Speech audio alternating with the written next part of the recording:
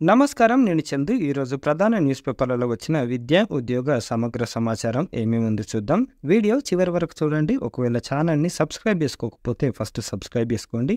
ఇక వార్తల్లోకి వెళ్ళిపోతే, కోడ్ ముగిశాక కొలువుల పండుగ, టీజీపీఎస్సీ పరిధిలో తుది దశలో 13,000 పోస్టులు, నెలాఖరులోగా గురుకుల సొసైటీలో పోస్టింగ్లు. లోక్సభ ఎన్నికల కోడ్ ముగిసిన వెంటనే రాష్ట్రంలో కొలువుల జాతర కొనసాగనుంది. కోడ్ కారణంగా నిలిచిపోయిన పలు నోటిఫికేషన్లకు ఫలితాల వెల్లడితో పాటు ఇప్పటికే నియామక పత్రాలు తీసుకున్న అభ్యర్థులకు పోస్టింగులు దక్కనున్నాయి. గురుకుల, పోలీసు నియామక బోర్డుల పరిధిలో నియామకాలు పూర్తి కాగా టీజీపీఎస్సీ పరిధిలో భారీ ఎత్తున పలు నోటిఫికేషన్లకు ఫలితాలు వెల్లడి కానున్నాయి. గురుకుల సొసైటీలు జూన్ నెలాఖరులోగా పోస్టింగుల ప్రక్రియ పూర్తి చేయాలన్న లక్ష్యంతో ఉన్నాయి. టీజీపీఎస్సీ పరిధిలో దాదాపు 13,000కు పైగా పోస్టులకు సంబంధించి తుది ఫలితాల వెల్లడి, ధృవీకరణ పత్రాల పరిశీలన దశలో ఉన్నాయి.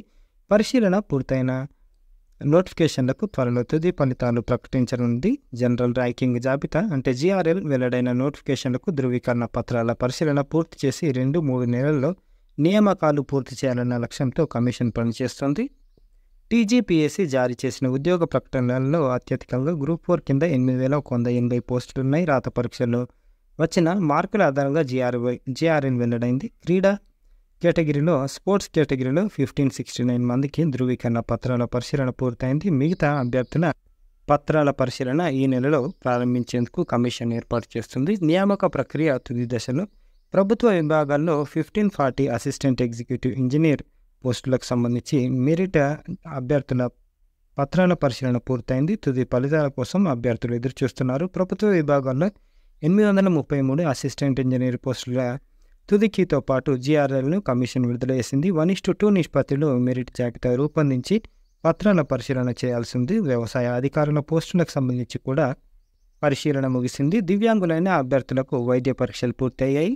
వెటర్నరీ అసిస్టెంట్ పోస్టుల జీఆర్ఎల్ కూడా విడుదలైంది. పురపాలక శాఖలో అకౌంటెంట్ పోస్టులకు ధృవీకరణ పత్రాల పరిశీలన ముగిసింది.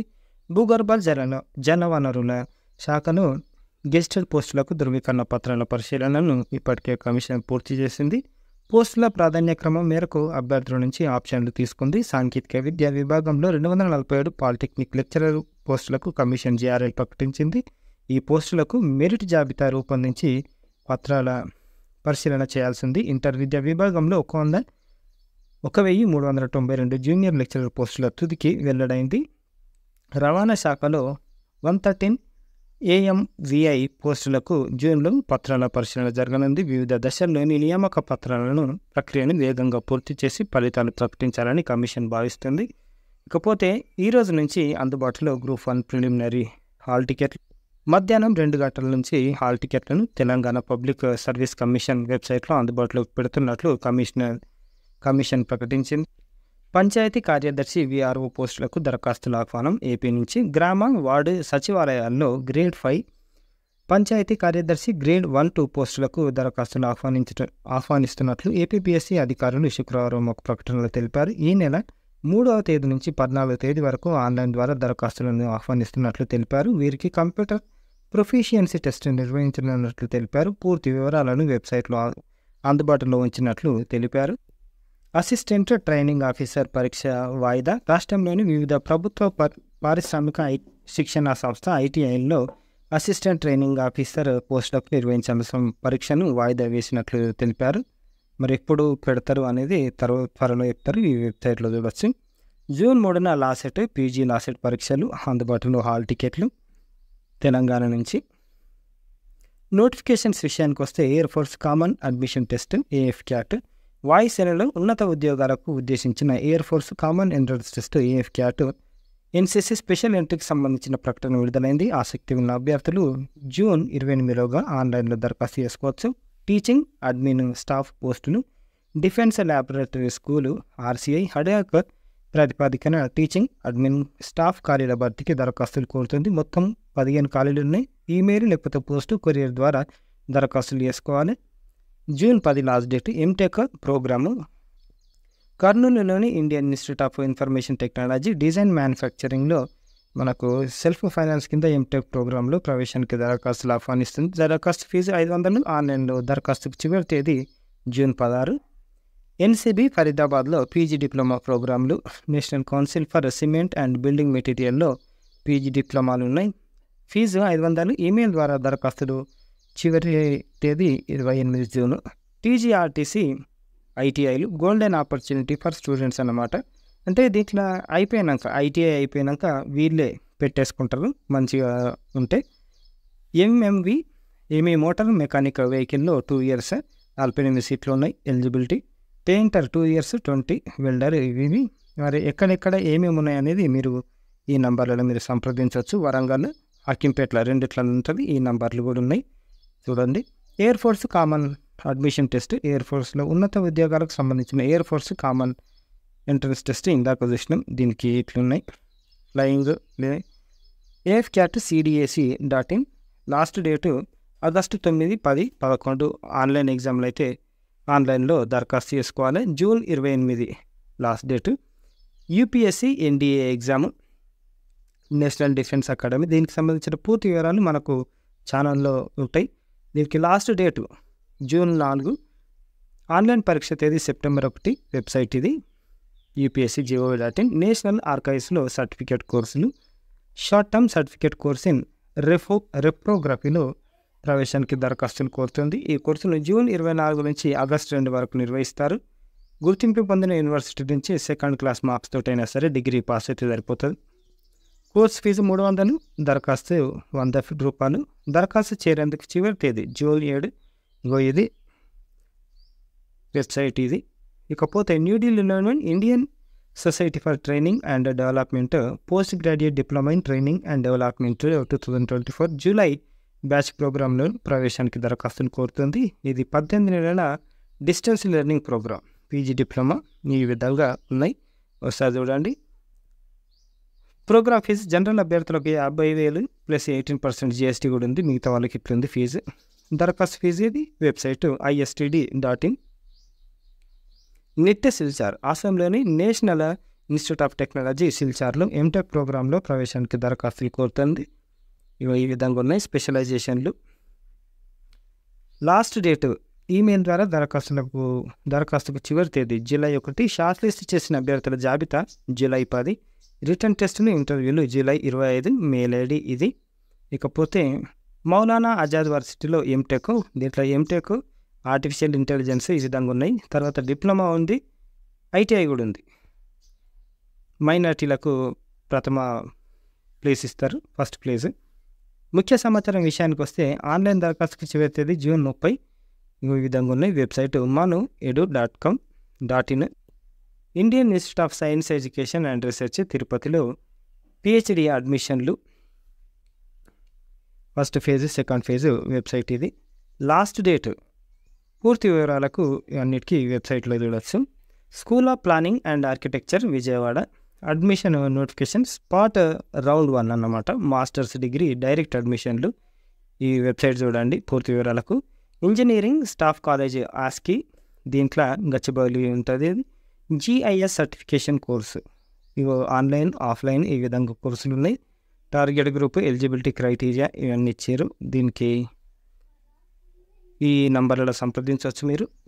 ఇకపోతే సెంట్రల్ యూనివర్సిటీలో MSc అడ్మిషన్లు యూనివర్సిటీ ఆఫ్ హైదరాబాద్ వెబ్సైటు ఇది.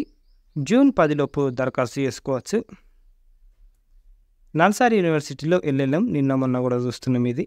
దీనికి జూన్ 24న ఇంటర్వ్యూ, జూన్ 15 వరకు ఆన్లైన్లో అప్లై చేసుకోవాలి. వెబ్సైట్ ఇది. BSFలో గ్రూప్ B, గ్రూప్ C పోస్టులు మొత్తము 144 పోస్టులు ఉన్నాయి. అర్హత పోస్టుని బట్టి విద్యార్హత ఉండాలి. వయసు 18 నుంచి 27 సంవత్సరాలు. జూన్ 17 లోపు దరఖాస్తు చేసుకోవాలి. RECTT BSF.gov.in. డిగ్రీతో ఎయిర్ ఫోర్స్ ఆఫీసర్. CFCAT ఇందాక చూసినాం కదా, దీనికి సంబంధించిన పూర్తి వివరాలు ఇంకో వీడియోలో చూద్దాం. దీనికి లాస్ట్ డేట్ జూన్ 26. వెబ్సైట్ ఇది. ఇకపోతే కరెంట్ అఫైర్స్ విషయానికి వస్తే డెమోక్రటిక్ రిపబ్లిక్ ఆఫ్ కాంగోలో యునైటెడ్ నేషన్స్ ఆర్గనైజేషన్ స్టెబిలైజేషన్ మిషన్లో పనిచేసిన భారతీయురాలైన మహిళ శాంతి పరిరక్షకురాలు మేజర్ రాధికా సేన్ను ఐక్యరాజ్య సమితి military gender advocate of the year award 2023తో సత్కరించింది. మే 30న ఐరాస అంతర్జాతీయ శాంతి పరిరక్షకుల దినోత్సవాన్ని పురస్కరించుకొని ఆమెకు ఈ అవార్డు అందించారు. ప్రపంచంలో అత్యంత ప్రభావశీల 100 కంపెనీల జాబితాను టైమ్స్ విడుదల చేసింది. ఇందులో ముఖేష్ అంబానీ నేతృత్వంలోని రిలయన్స్ ఇండస్ట్రీస్, టాటా గ్రూపులున్నాయి. టైమ్స్ సంస్థ రిలయన్స్ను భారత శక్తిగా అభివర్ణించింది. టైమ్స్ జాబితాలో రిలయన్స్ చోటు చేసుకోవడం ఇది రెండోసారి. 2021లో తొలిసారిగా టైమ్ 100 ప్రభావశీల కంపెనీల్లో జియో ప్లాట్ఫామ్స్ స్థానం సాధించింది. ప్రస్తుత జాబితాలో ఉన్న మరో భారతీయ కంపెనీగా సీరం ఇన్స్టిట్యూట్ కూడా నిలిచింది. గగనతలం నుంచి నేలపైనున్న లక్ష్యాలను ఛేదించగల రుద్రం 2 అనే క్షిపణిని భారత్ విజయవంతంగా పరీక్షించింది. వైమానిక దళానికి చెందిన సుఖోయ్ 30 ఎంకేఐ యుద్ధ విమానం నుంచి ప్రయోగం జరిగింది. ఒడిశాలోని బాలేశ్వర్ తీరానికి చేరువలో 2024 మే 29న ఈ పరీక్షను నిర్వహించారు. గత ఫైనాన్షియల్ ఇయర్ మన దేశంలోకి విదేశీ ప్రత్యక్ష పెట్టుబడులు FDI 3.49% తగ్గి $44.42 బిలియన్ పరిమితమయ్యాయి. సేవలు, కంప్యూటర్ హార్డ్వేర్, సాఫ్ట్వేర్, టెలికాం, వాహన ఔషధ రంగాలకు తక్కువ పెట్టుబడులు రావడం ఇందుకు కారణం. వాడబ్దుడే విషయానికి వస్తే ఎక్స్టాటిక్, అమితానందం, సంతోషం, యుపోరిక్, జుబిలియంట్ అనేవి సినోనిమ్స్. యాంటోనిమ్స్ మైసరబుల్, డిజెక్టెడ్ అనేవి ఆపోజిట్ వర్డ్స్. వామ్మో జూన్ వచ్చేసింది, ఫీజుల భారం మొదలయ్యింది. బడి ఫీజుల మాట వింటేనే భయపడుతున్న తల్లిదండ్రులు. సంపాదనలో సగం మేరకు బడి ఫీజులకే మాయం. ఫీజుల నియంత్రణకు పలువురు డిమాండ్. వీళ్ళందరూ డిమాండ్ చేస్తారు. అడ్మిషన్ ఫీజు, రవాణా, యూనిఫామ్, పుస్తకాలు, పెన్నుల ఖర్చుల అదనం, రిజిస్ట్రేషన్ ఫీజు, మళ్ళీ ఇవి కాక బుక్కులు అంటారు. ఇవన్నీ మరి గవర్నమెంట్ ఏం చేస్తుంది అని అంటే, ఓకే క్లియర్ చేస్తాము, కంట్రోల్ చేస్తామని చెప్తారు, వాళ్ళు మర్చిపోతున్నారు. ప్రైవేట్ పాఠశాలల దోపిడీకి కళ్యం. యూనిఫామ్స్, పుస్తకాలు విక్రయిస్తే కఠిన చర్యలు. ఇప్పటికే జోరుగా విక్రయాలు. ఆలస్యంగా మేల్కొన్న విద్యాశాఖ. ఆలస్యంగా మేల్కొన్న ఏదైనా ఏమైపోతుందంటే, స్కూల్లో అమ్మొద్దు అని చెప్తారు కాబట్టి వీళ్ళు ఏం చేస్తారు, బయట లేకపోతే ఏమో ఒక దగ్గర ఒక లొకేషన్ ఇస్తారు, లేకపోతే ఒక షాప్కి అప్పగిస్తారు. ఇగో ఈ షాప్లో దొరుకుతాయని ఆడ తీసుకోరని చెప్తారు. మళ్ళీ ఆ షాప్ వాళ్ళు వీళ్ళు షేర్ చేసుకుంటారు అన్నమాట అమౌంట్. 50 కథలు ఉంటాయి ఇంట్లో. గురుకులాల్లో అన్ని సమస్యలే. కేసీఆర్ సార్ పోయినాక ఏంటిది అని అంటే, ఆయన ఇష్టం ఉన్నట్టు 50 అంటే 50 లేకపోతే 100 రెసిడెన్షియల్ స్టార్ట్ చేసిండు. ఏ ఒక్కదానికి ప్రాపర్గా బిల్డింగ్లు లేవు, ఏం లేవు. ఇగో దాంట్లో ఈ సమస్యలు. బడ్జెట్ విడుదలలో సర్కారు నిర్లక్ష్యం, పేరుకుపోయిన బకాయిలు, పలచబడుతున్న మెను, పౌష్టికారం ఉత్తమటే ఈ ఏడాదైనా పరిష్కారం అయ్యాన విద్యార్థుల్లో ఆందోళన. నోటిఫికేషన్లు ఉన్నాయి, ఏం లేవు. తర్వాత ఇష్టం ఉన్నట్టు చేసి వెళ్ళిపోయింది ఆయన. ఇప్పుడు ఉన్న గవర్నమెంట్కు చుక్కలు. ఇవి ఈరోజుకు సంబంధించిన ఆర్టికల్స్. లైక్ చేయండి, షేర్ చేయండి, సబ్స్క్రైబ్ చేయండి. థ్యాంక్ యూ, ధన్యవాదాలు.